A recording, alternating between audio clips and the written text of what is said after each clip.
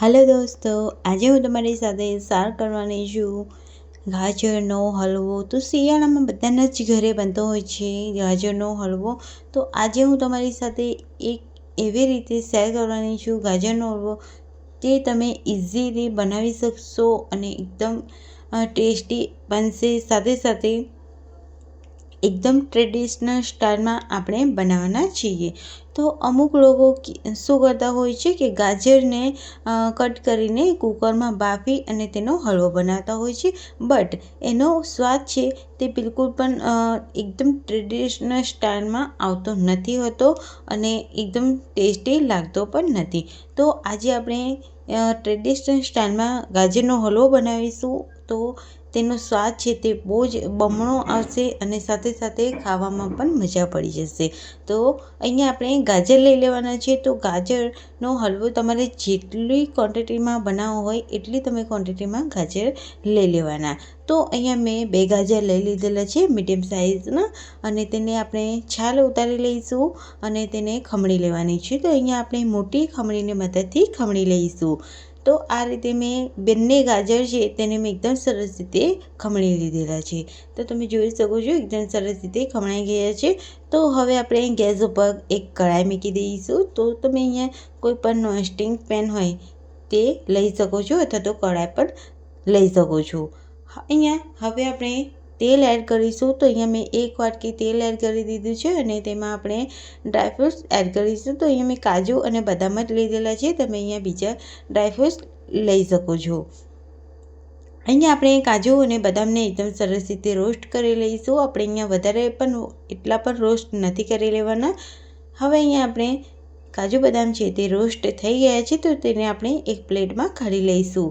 અહીંયા જે આ હલવો છે તે તમે ઘીમાં પણ બનાવી શકો છો, જે તમને પસંદ હોય તેમાં। તો અહીંયા હું તેલમાં બનાવી રહી છું। ઘીમાં પણ એટલો જ સરસ એવો સ્વાદ આવે છે, સાથે સાથે તેલમાં પણ એટલો જ સરસ એવો સ્વાદ આવે છે। તો તમને કેવું પસંદ છે મને કમેન્ટમાં જરૂરથી જણાવજો। તો અહીંયા આપણે ગાજર છે તે આપણે એડ કરી દઈશું અને તેને આપણે મિક્સ કરી લઈશું।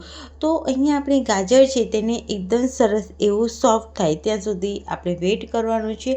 તો અહીંયા તેને બરાબર મિક્સ કરીશું અને અહીંયા આપણે મીડિયમ ટુ લો ફ્લેમ રાખવાની છે। અહીંયા આપણે હાઈ ફ્લેમ બિલકુલ પણ નથી રાખવાની। અહીંયા આપણે ગાજરનો આ હલવો બનાવીએ છીએ ટ્રેડિશનલ સ્ટાઇલમાં, તો બિલકુલ પણ ઉતાવળ નથી કરવાની, નહીં તો જે હલવો છે તે બગડી જશે અને બિલકુલ પણ તેનો પ્રોપર સ્વાદ નહીં આવે, એ વાતનું ધ્યાન રાખવાનું છે। તો હવે અહીંયા આપણે લઈ લઈશું ખાંડ। તો મેં અહીંયા 1 વાટકી ખાંડ લીધેલી છે। જેટલું આપણું ગાજર આપણે લીધેલું છે એ પ્રમાણે આપણે ખાંડ લેવાની છે, અથવા તો તમને જેટલી ગળાશ પસંદ હોય એટલી તમે અહીંયા ખાંડ લઈ શકો છો। તમને જેટલું ગળું પસંદ હોય એટલું તમે લઈ શકો। અહીંયા તમે વધારે 1.5 વાટકી પણ એડ કરી શકો છો, બટ અહીંયા આપણે જેટલું ગાજર લીધું છે એ પ્રમાણે અહીંયા આપણે 1 વાટકી પ્રોપર ખાંડ પરફેક્ટ છે। અહીંયા આપણે બરાબર તેને મિક્સ કરી લઈશું ખાંડ અને ગાજરને એકદમ સરસ રીતે મિક્સ કરી લેવાનું છે। એકદમ સરસ એવું સોફ્ટ થઈ જાય અને ખાંડ પણ એકદમ સરસ એવી ગાજર સાથે મિક્સ થઈ જાય, ત્યારબાદ આપણે તેમાં એડ કરીશું દૂધ। તો મેં અહીંયા એક આખી વાટકી ભરીને દૂધ એડ કરેલું છે। તો અહીંયા મેં દૂધ છે તે ફૂલ ફેટ દૂધ લીધેલું છે, એ વાતનું ધ્યાન રાખવાનું છે કે અહીંયા આપણે ફૂલ ફેટ દૂધ લેવાનું છે, ત્યારે જ આપણો જે હલવો છે તેનો પ્રોપર સ્વાદ આવશે, એટલા માટે। તો અહીંયા આપણે માવો એડ નથી કરવાના, અહીંયા આપણે માવા વગર બનાવી રહ્યા છીએ આ ગાજરનો હલવો। તો અહીંયા આપણે ફૂલ ફેટ દૂધ જ લેવાનું છે। અહીંયા જો તમે માવો એડ કરવા માંગતા હોય તો આ સ્ટેજ ઉપર તમે અહીંયા માવો એડ કરી દેવાનો। અહીંયા આપણે જ્યારે દૂધ છે તે એકદમ સરસ એવું હલવામાં મિક્સ થઈ જાય આ રીતે એકદમ પ્રોપર, ત્યારે તમે અહીંયા માવો એડ કરી દેવાનું। હવે અહીંયા આપણે એલચી પાવડર એડ કરીશું 1 મોટી ચમચી, અને આપણે જે ડ્રાયફ્રૂટ્સ આપણે રોસ્ટ કરીને રાખેલા હતા તે આપણે એડ કરી દઈશું અને તેને એકદમ સરસ રીતે બધું મિક્સ કરી લઈશું। અહીંયા એલચી પાવડરનો જો સ્વાદ તમને પસંદ હોય તો તમે અહીંયા એડ કરી શકો છો અથવા તો સ્કીપ પણ કરી શકો છો, બટ અહીંયા આપણે ગાજરનો હલવામાં આ રીતે એડ કરીશું તો બહુ જ મસ્ત તેનો સ્વાદ બમણો થઈ જશે અને સાથે સાથે ટેસ્ટી અને ખાવામાં પણ મજા પડી જવાની છે। તો તમે આ ગાજર ગાજરના હલવાને તમે 10 દિવસ માટે સ્ટોર કરી શકો છો ફ્રીજમાં.